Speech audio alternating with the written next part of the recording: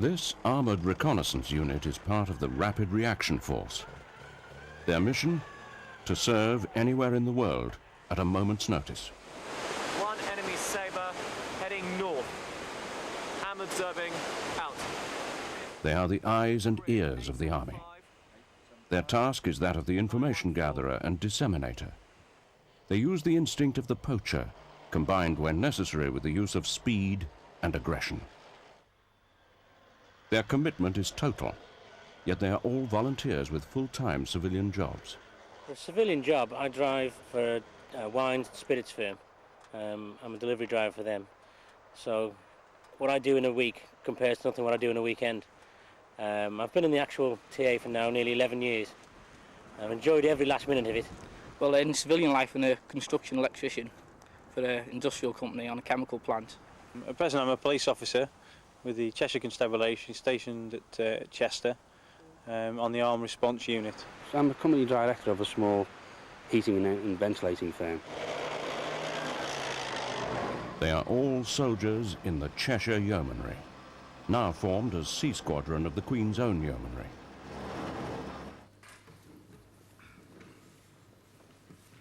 My lords, ladies and gentlemen, will you receive the civic and military flag?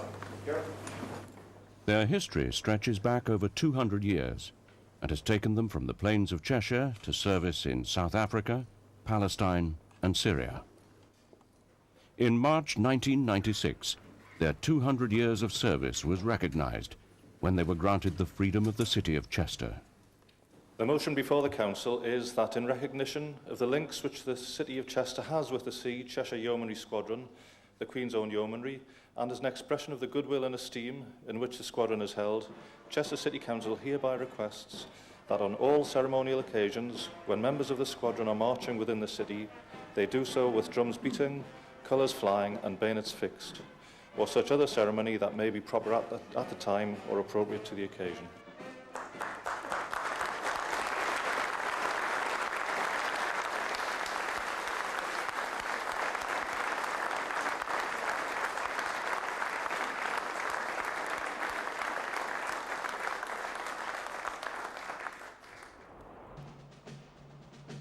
In the 1790s, Britain stood alone against the might of Napoleon. The fear of invasion reached fever pitch. As the regular army was occupied in fighting abroad, a new force was needed to protect the country. Each county was encouraged to form its own defence force. In a surge of patriotic fervour, individual regiments of provisional cavalry were created. In November 1796, the landowners of Cheshire met together in Northwich. Sir Peter Warburton, who was my great-great-grandfather about 4 times removed, was at that meeting. I believe he presided at the meeting, which had been called by the Lord Lieutenant of the day, Lord Stamford, and they resolved to form a regiment of militia calling on their own estates.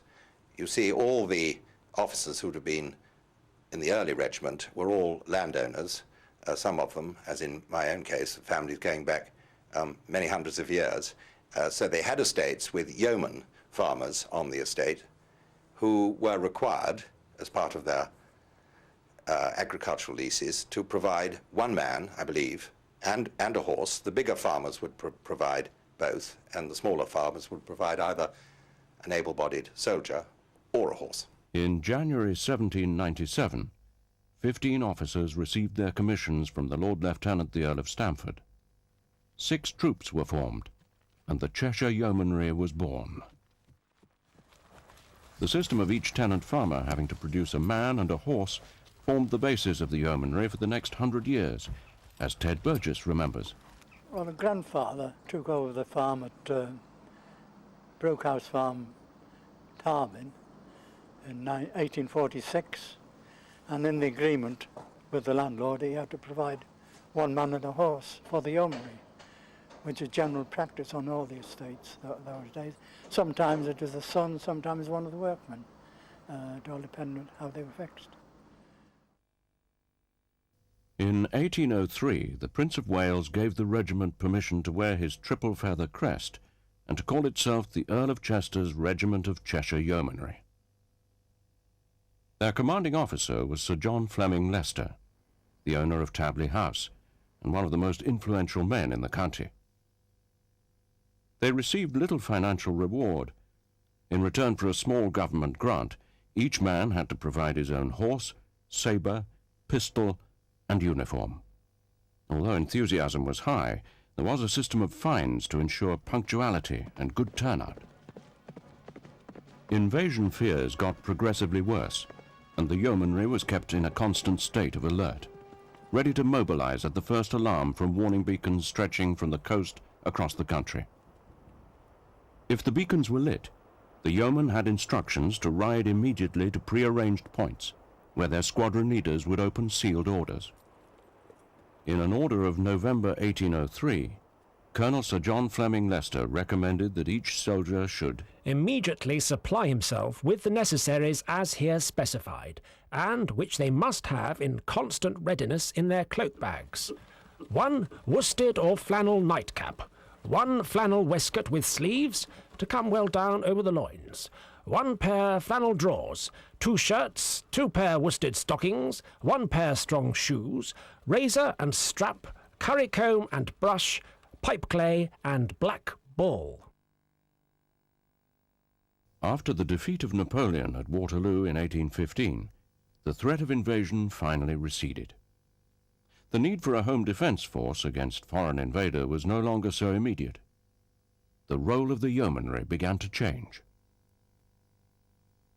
The country was unstable, unemployment was high, and the demand for political reform was rapidly increasing. Riots became commonplace. Before the introduction of a regular police force, the only way for the authorities to deal with riots and civil unrest was by calling out the yeomanry. In August 1819, there was a mass meeting of 60,000 in St. Peter's Field, Manchester. The Manchester and Salford Yeomanry, who had only existed for 2 years and who consisted almost entirely of unskilled horsemen, were called upon to arrest Orator Hunt and the other leaders of the crowd. The Cheshire Yeomanry and the 15th Hussars waited at the back of the crowd. The Times reporter picks up the story. As soon as Hunt and Johnson had jumped from the waggon, a cry was made by the cavalry, "Hammer to their flags!" In consequence, they immediately dashed not only at the flags which were in the waggon, but at those which were posted among the crowd, cutting most indiscriminately to the right and to the left. This set the people running, and it was not till this act had been committed that any brickbats were hurled at the military. From that moment, the Manchester Yeomanry cavalry lost all command of temper. As the Manchester Yeomanry were under risk of being overwhelmed, the Cheshire Yeomanry and the 15th Hussars were called in to rescue them, and in the ensuing melee over 400 people were injured and at least 6 killed. The event was nicknamed Peterloo, in parody of the Battle of Waterloo 4 years before. In the minds of the people, Peterloo was to tarnish the yeomanry's reputation for many years to come. However, for their part, the Cheshire Yeomanry received several commendations and the thanks of the Prince Regent.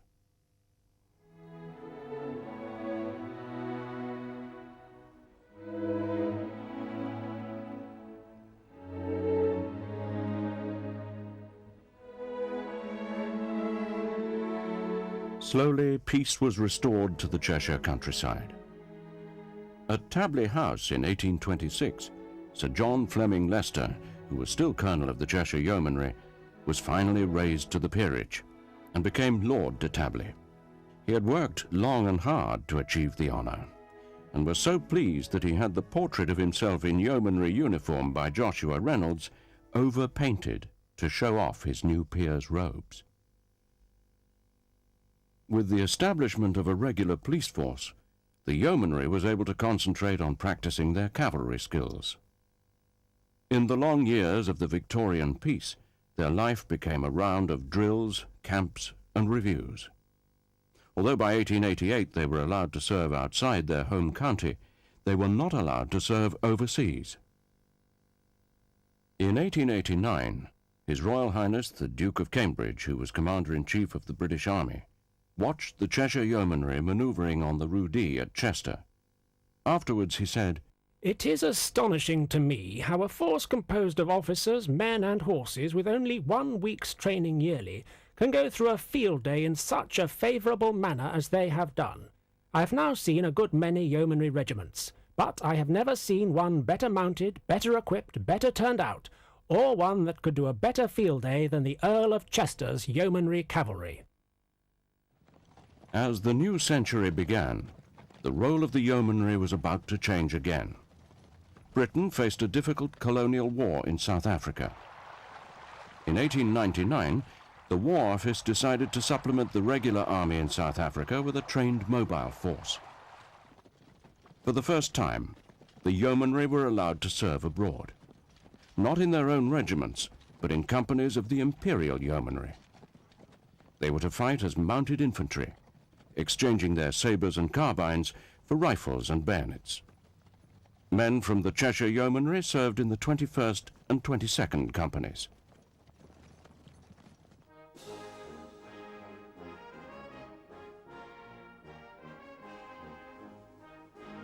Many volunteered for the opportunity of fighting for Queen and country. And in January 1900, the two companies formed up outside the town hall in Chester amidst cheering crowds. After arrival in Cape Town, they were soon dispatched to find the Boers. Several of the officers and men kept diaries. Prisca, March 28, 1900. The result of our speedy march on Prisca did not result in any engagement. We expected a fight each day, and particularly just outside Prisca, which we found had been fortified. However, the Boers would not fight. From Prisca we formed part of a column of 1,000 mounted infantry and artillery to try and pursue the Boers and rebels, who had retired in a northwesterly direction. Nothing can be found of them anywhere as a fighting force. The Boers were guerrilla fighters and a frustrating enemy for a conventional cavalry regiment. Most of the yeomanry's time was spent guarding lines of communication. Their initial enthusiasm began to pall. One cannot imagine, unless he has been through it, the drudgery and weariness of 3 whole months in a place like Dracunda. Picture it in your minds. Nothing to gaze upon but a store, a small post office, 2 Dutch huts, a few Kaffir kraals, and the vast barren veldt, stretching out on either side without sign of vegetation, much less of habitation. Day after day, week after week, the same objects met our eyes, the same guards had to be mounted, and the same duties performed, until we had almost forgotten that we were out on active service, wiping something off the slate. For the most part, the war was a disappointment. They saw little fighting, while the risk of death from disease was almost greater than that from enemy action. After a frustrating 18 months, the Cheshire Yeoman returned home to Chester in June 1901.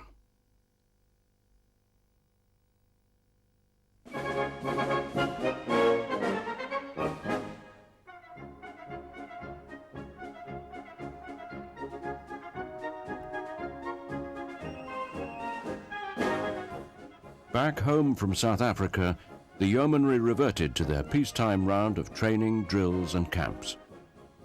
In 1908, the Haldane reforms brought in a new era of part-time soldiering. The Territorial Army was created, and the yeomanry formed part of it. Their regiments were organised into 14 cavalry brigades, with the Cheshire Yeomanry becoming part of the Welsh Border Mounted Brigade. Their training was also linked to that of the regular army. The yeomanry was now an important part of Britain's fighting capacity, and they were soon to prove their usefulness. Immediately war was declared in August 1914, the recruiting offices were besieged with those eager to join up.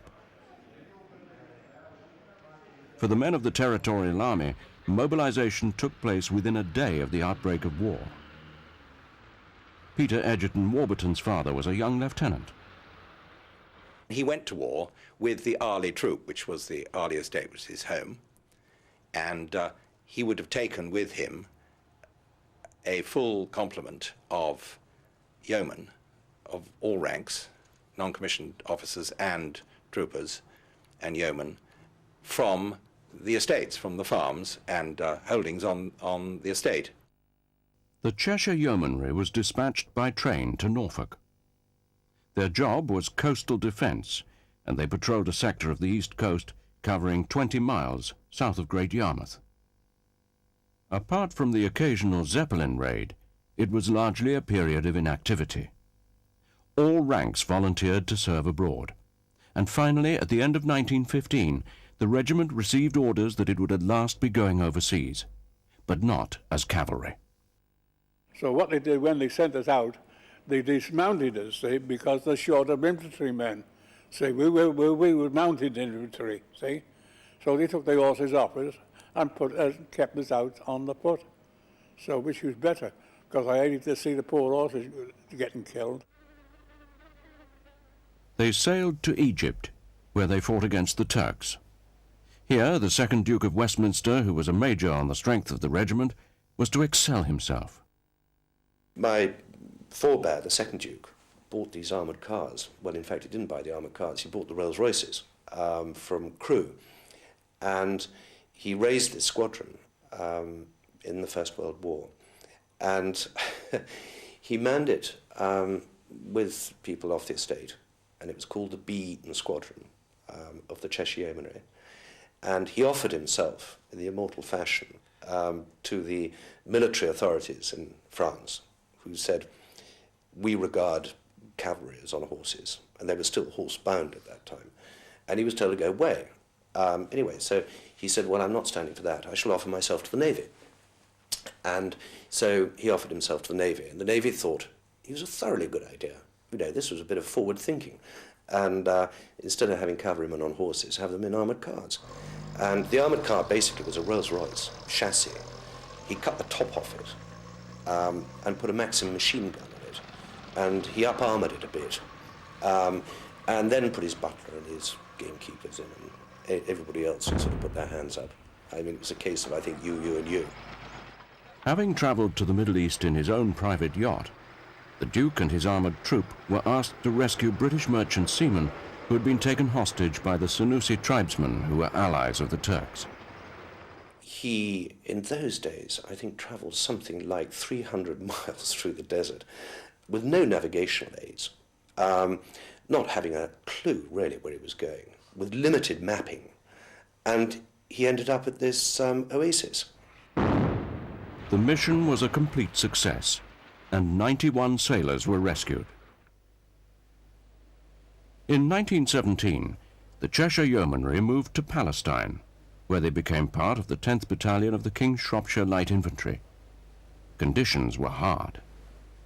The biscuits, I'll tell you honestly, the biscuits, they won't give them to a dog now. Well, they wouldn't do it to a dog then, because they were 6 by 6 by an inch thick. And when they got wet and that juice, and they'd go green, and instead of leather bags or bags to hold them in, you only had linen bags, see, in those days, just linen bags. When they got wet or any dew on them, they were green in no time. So it was terrible times in the food in those days. And as for water, we had fantasies used to come up with, Campbell's used to come up with, when it was laying about, with tanks with water in. The experience of marching round the desert in the heat of the sun was not popular with the yeomen. If they weren't able to ride horses, then riding camels would be better than nothing. Many volunteered to join the Imperial Camel Corps, some of whom were to escort members of the Arab revolt during the blowing up of the Hejaz Railway. The regiment as a whole took part in the battles of Gaza, Beersheba, Jerusalem, Jericho, and Tel Azur. I was in the trenches at Gaza, and just outside Gaza, we got blown up. And I got dug out by the ambulance men. Other men landed on top of me, so they said. So when they got the 3 other men out, and they got me out, I was taken to the hospital, got on the very, very good there. And I asked the sister, how the other lads doing?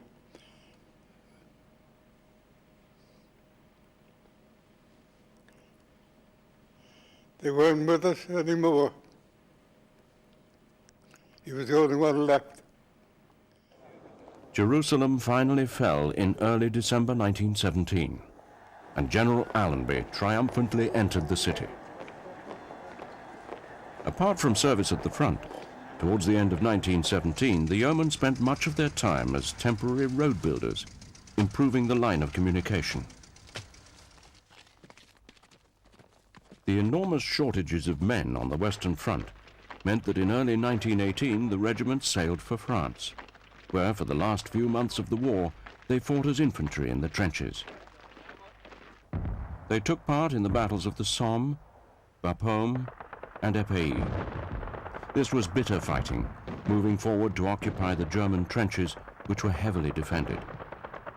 Their final assault at Epée earned them high praise from the commanding general.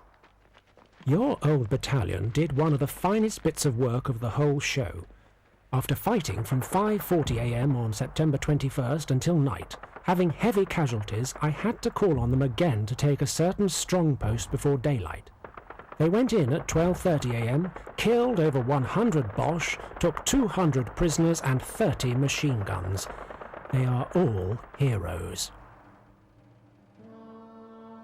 By the time the war ended, the regiment had taken heavy casualties. 10 officers and 174 other ranks had been killed. Their names were inscribed on a special memorial in Chester Cathedral.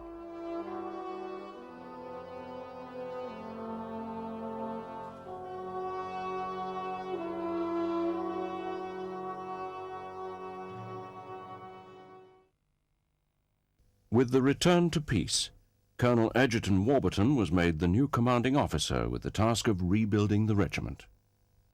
At the end of the war, he seemed to be the obvious choice, as the colonel, to reform the regiment as a cavalry regiment, because the edict came out that the yeomanry regiments who'd been split up and dissipated and made into machine gun regiments would get back, in their own words, their sabres and their spurs. They went back to being a horse regiment, and that gave him enormous pleasure. For some, it was time to relearn cavalry skills. For others, particularly the new recruits, there was a lot to learn about the horse. It was a peculiar experience. I thoroughly enjoyed it. I'd never been on a horse before, but I thoroughly enjoyed it. Fortunately, there wasn't a question of the old-fashioned riding master with his whip. The NCOs that taught us how to ride were very good, very efficient. They just sat us on the saddle and told us what to do, and let us get on with it. And it's amazing how quickly one learnt. Well, first of all, you had to learn the points of the horse, and all about saddlery. All this would be dismounted to start with models and so on, or not the saddlery, of course, that was really enough. And then having done that, you eventually arrived and found a live horse, and were shown how to put the saddlery on, and put the bridle on, all the rest of it. And then you were shown how to mount from the near side, usual things, how to put the blanket on, rough edges near and rear, or was it smooth edges, I forget now. But then you mounted the horse. And then you were taught to walk march, to trot, to canter, and finally to gallop. Well, this is just the general horse furniture that we wore for exercises and for normal training. On here you have your wallets, which carries your personal equipment. Over the top of it you fold your greatcoat roll up. Along this side you have the shoe case and the sword. That's the sword.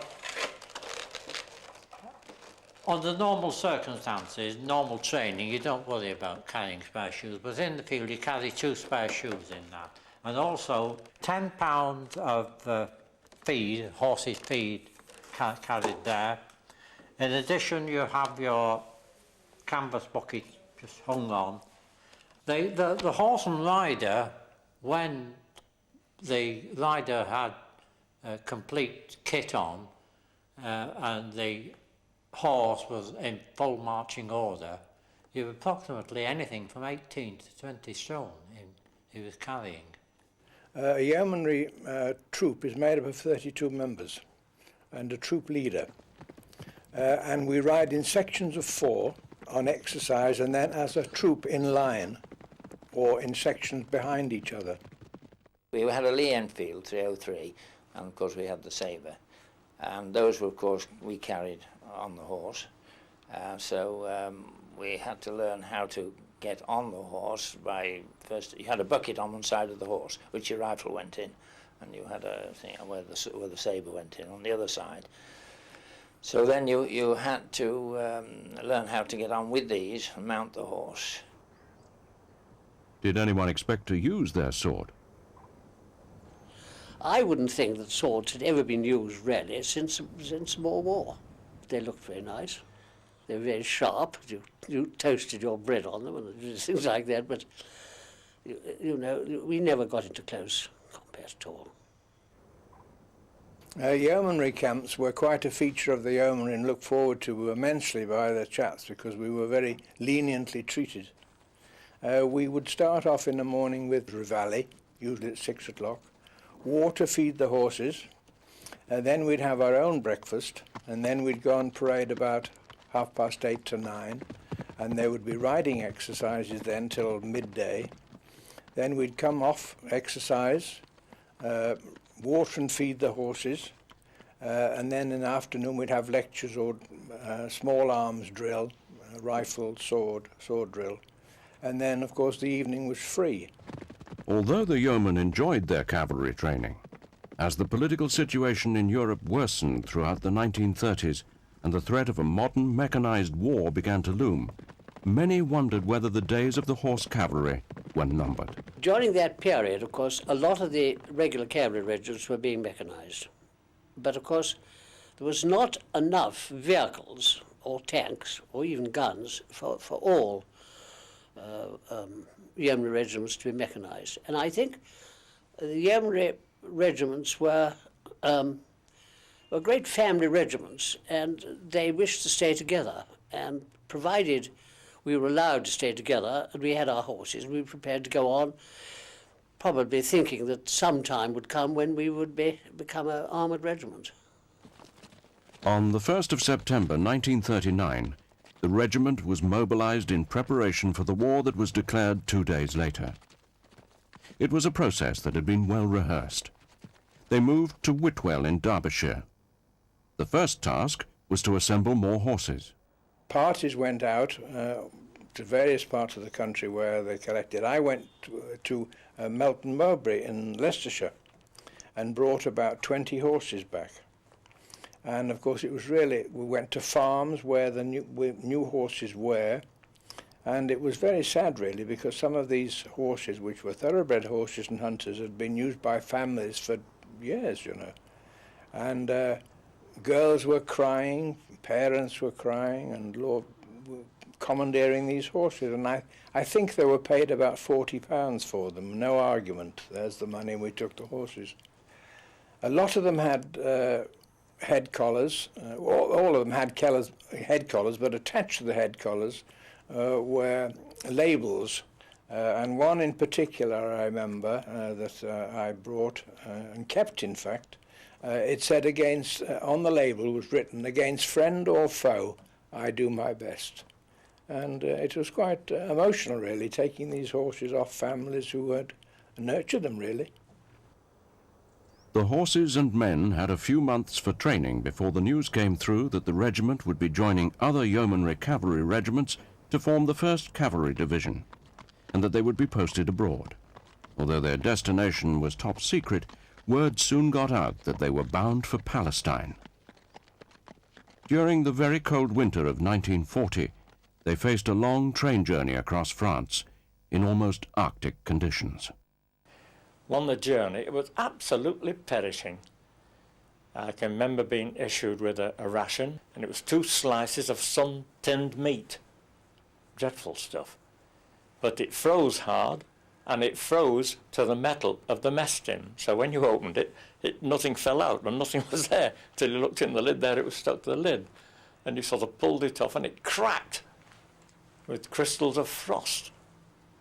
And even so, you're so damned hungry, you ate it.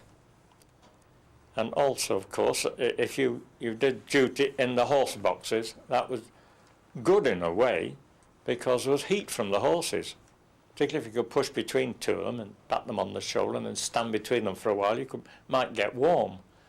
But when you had to move back away from them, the van itself, it was jolly cold the moment you got away from them. At last, they sailed from Marseille. For most of the yeomen, it was a fairly routine journey. However, for the horse party, it was a journey they would never forget.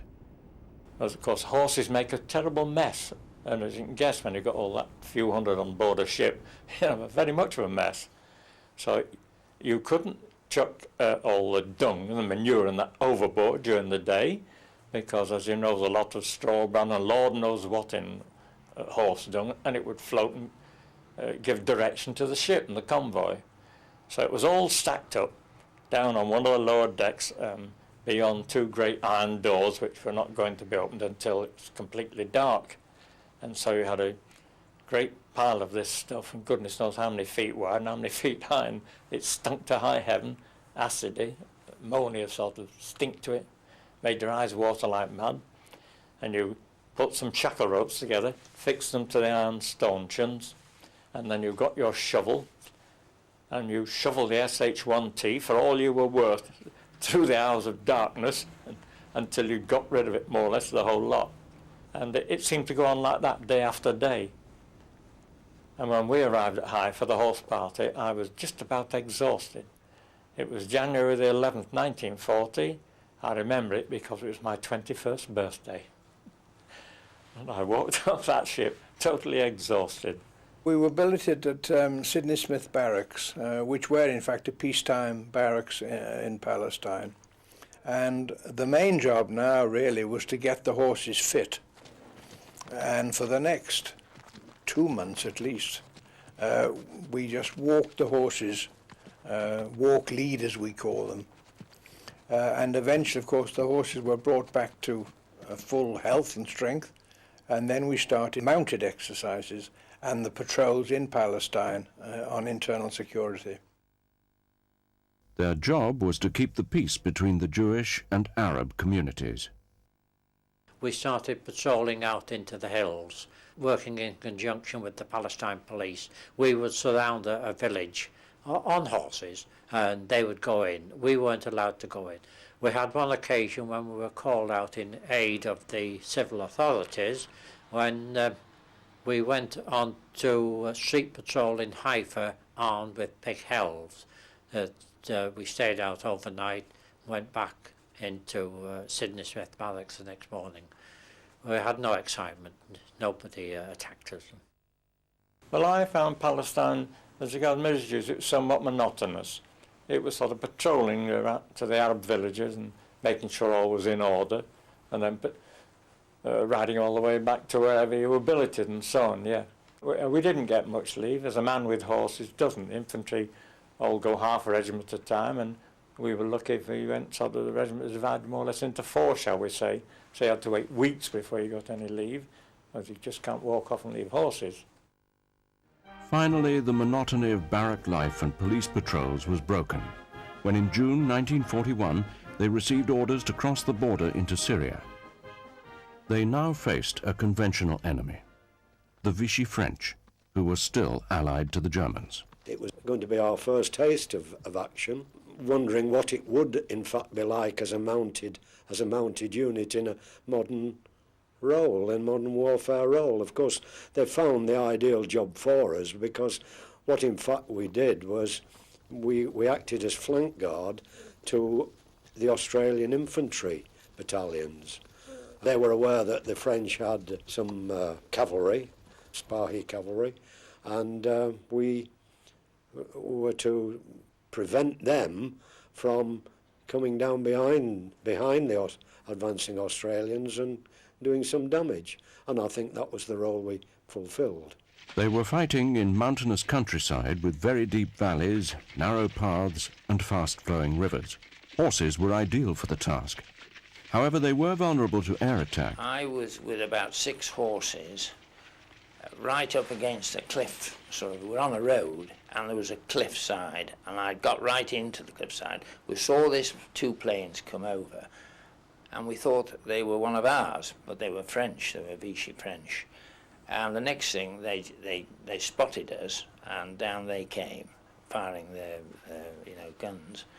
And well, I got as close as I could. Mind you, I think the men in front had gone on in front, of course, and they must have taken cover. But I was left with these horses, and the bullets were really, flying around. And I expected any minute we were going to be hit. You're a sitting target. But luckily, anyway, I wasn't. One of the obstacles in their path was the fast-flowing Litani River. A squadron was dispatched to see whether a small bridge at Rafid was intact and could be used by the main force. Just as the troop leader and two men had crossed the bridge, a machine gun opened up. Arthur Salter was following just behind. With the high rock side of the ravine and the ricochets and the noise, it was quite frightening, really. My horse went down, actually. It tipped me into the river. I took a dive anyway into the river, and that wasn't terribly pleasant. I had a tin hat on and 90 rounds of ammunition in a bandolier and riding breeches and boots, and the river was pretty fast flowing, deep in parts. He managed to climb out. By some miracle, no one was injured. It was only their horses that suffered. At least 4 horses were shot on the spot, and we had to destroy by our own farrier, who was equipped with and taught how to dispose of horses that were irreparably damaged, in his opinion. That's where I lost my mare, lovely chestnut mare, whose name was Susie, and our cumbersome, dear, warm-hearted baggage horse, whose name was Wilberforce. Luckily, the Spahi cavalry withdrew and allowed the yeomen to continue with their advance towards Beirut. On the 12th of July, the message came through that an armistice had been signed with the Vichy French. The regiment regrouped and proceeded to Beirut for the victory celebrations.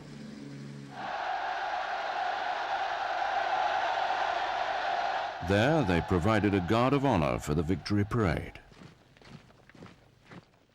They returned to Palestine, where their future role hung in the balance.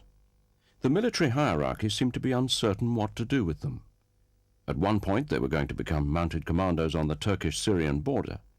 The next, they were going to become an armored regiment. Finally, the decision was made that the last mounted unit of the British Army to have served in action was to lose its horses and retrain for signals. Knowing that we were going to lose the horses, of course, I think there were very mixed feelings that the day had come. And because we'd got a close companionship with these fellows, we'd cursed them from time to time, but they were really, part of oneself, really. We'd been out there for 3 years, I suppose. And when the day came that we were actually going to lose the horses and they were going to go to a remount depot, the first job was to handing in the saddles and the equipment, bridlery. And then we realized that, the day really had dawned. When we got down to this corral sort of thing, the veterinary corps people and farriers took the hind shoes off, and we sort of saddled them, and they turned them loose in a corral, probably about 50 in a corral, about a quarter of half an acre, perhaps something like this.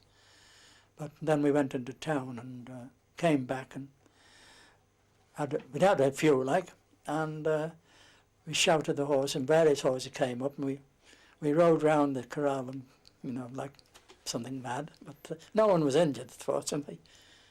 But that was the last we saw of the horses. The men were given tests and divided up to train as wireless operators, dispatch riders, and linemen. Although they were split up, there was one consolation. We were able to keep our cap badge, which was one of the marvellous, really, because we expected that we would have to wear signals cap badge, you see, and everything. But no, and we still kept our name, because we were known as the 5 LFC and later on 17 LFC Cheshire Yeomanry Signals, and we kept that name right the way through. That meant a lot to us, really did. Yes, really did. Those yeomen who qualified as signallers were dispersed and served with other units all over the Middle East and Europe. Alan MacDonald was trying to repair telephone lines during the intense artillery exchange at the Battle of Monte Cassino. After some hours, I'd got back to the control dugout, and I remember lifting up the flap and saying to Sergeant John McAdam, "How is it? I've kind of put a line on it." He said, "Give it a minute, you can come in." Just a minute. We're crowded in here. I said, "Right." Well, they were as well. Down went the flap. I crouched against the sandbags, and a most almighty roar, and there were plenty of roars, and the whole damn thing blew sky high. I was glad I wasn't inside with them. And some of the sandbags and me, we went, I don't know, 10 feet, 10 yards through the air, landed one hell of a thump. And then it began to dawn me. I was hearing other sounds, and I could hear moaning, very low moaning. And then I could get the smell. There was a terrible stench. I don't know what kind of ammo they're using. They shout the cordite. You see a terrible smell of cordite and still lingering heat. And I thought, oh my God. I started to walk into the place, but it was a shambles. And they were all dead, a whole lot of them.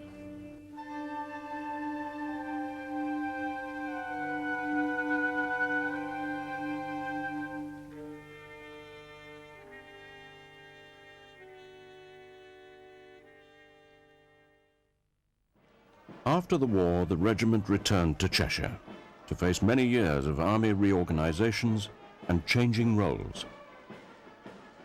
Despite passing through uncertain times, the pride of the men in their regiment did not waver.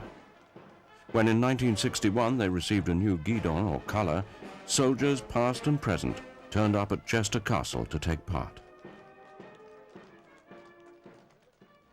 Today, the Yeomanry consists of some 39 successor units, ranging from armoured reconnaissance squadrons to gunners, sappers, signallers and nurses, each one retaining its old yeomanry identity. In 1994, the Queen reviewed the modern yeoman at a parade in Windsor Great Park. The Cheshire Yeomanry now forms C Squadron in the Queen's own yeomanry. Our job, our actual role, is to find the enemy, locate the enemy and send the information about the enemy back. Just because you've got a gun in front of the vehicle doesn't mean we can kill things. Our job is stealth, to see and not to be seen. Moving forward in armoured vehicles, they gather information about the enemy and radio it back to their command vehicles, where it is assimilated and fed back to brigade or regimental headquarters. They are part of Allied Command Europe's Rapid Reaction Corps. The days of uncertainty are past. Theirs is a role with a future. The role will develop in the future. The world is full of very fancy and very clever gizmos and satellites and everything like that. But manned reconnaissance always will have a role, because you've always got to have the human brain. And all the satellites of this world can't give you the human brain, not only to gather information, but also to assess the information that has been gathered.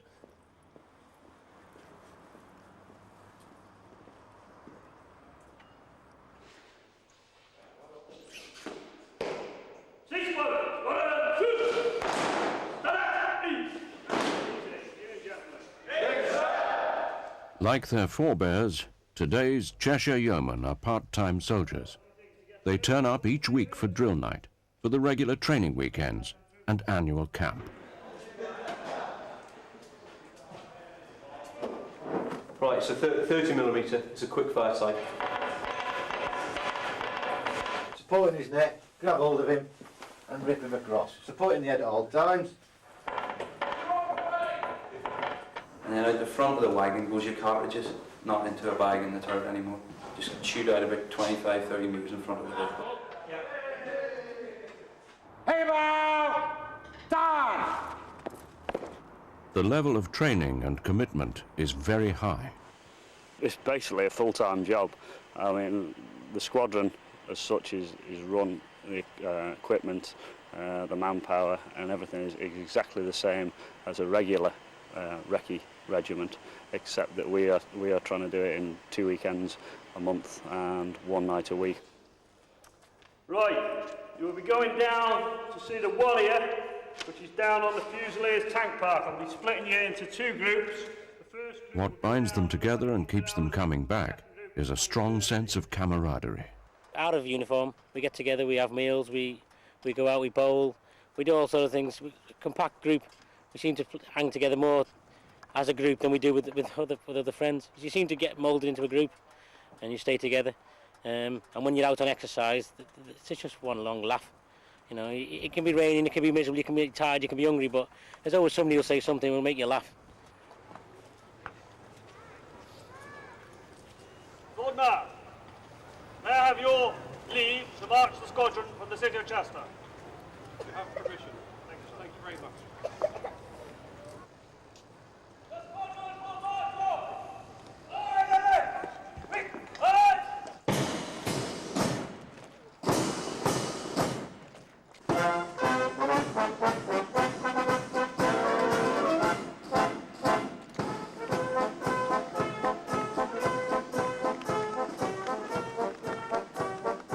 What began 200 years ago as a mobile local defence force has proved its adaptability by evolving to suit the needs of its time.